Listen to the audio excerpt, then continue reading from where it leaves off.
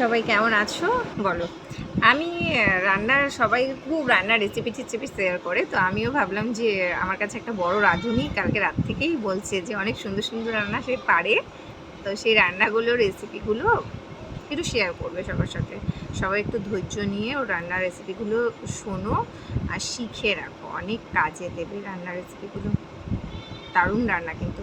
ডেকে নিচ্ছে, ঠিক আছে? দেখো, আসো আসো আসো এসো। এবার তোমার রান্নার রেসিপিগুলো বলো, তুমি কি কি রান্না করতে পারো? পায়েস, চিকেন আর হলো ডাল। পায়েস, চিকেন আর ডাল, তাই তো? পায়েস কিভাবে রান্না করতে হয়? পায়েস প্রথমে একটা সোনার বাটি নিতে হবে। কিসের বাটি? মানে সোনার বাটি, তাই তো?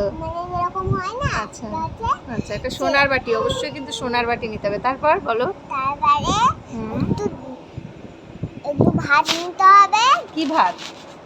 শুধু ভাত। শুধু ভাত নিতে হবে, হ্যাঁ। তারপর দুধ নিতে হবে। এবারে কিশমিশ। তারপর বাদাম। আচ্ছা। তারপরে একটু মটর। মটর হ্যাঁ। দিয়ে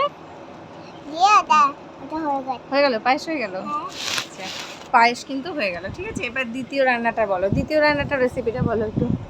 চিকেনটা করতে হবে, একটা বাটি নিতে হবে বড় দেখে ওরা, ওটা চিকেন রেখে দিতে হবে, মশলা রেখে দিতে হবে। জোরে বলো। আর কি একটা বলে, স্কিন কালার মতন দেখতে। স্কিন কালারের, হ্যাঁ, নাম মনে নেই মতন। আচ্ছা, সেটা দিয়ে দিতে হবে। আর ওখানে জল দিয়ে মেখে দিতে হবে।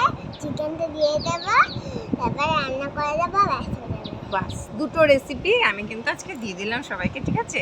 সবাই ধৈর্য ধরে রেসিপিগুলো ট্রাই করো।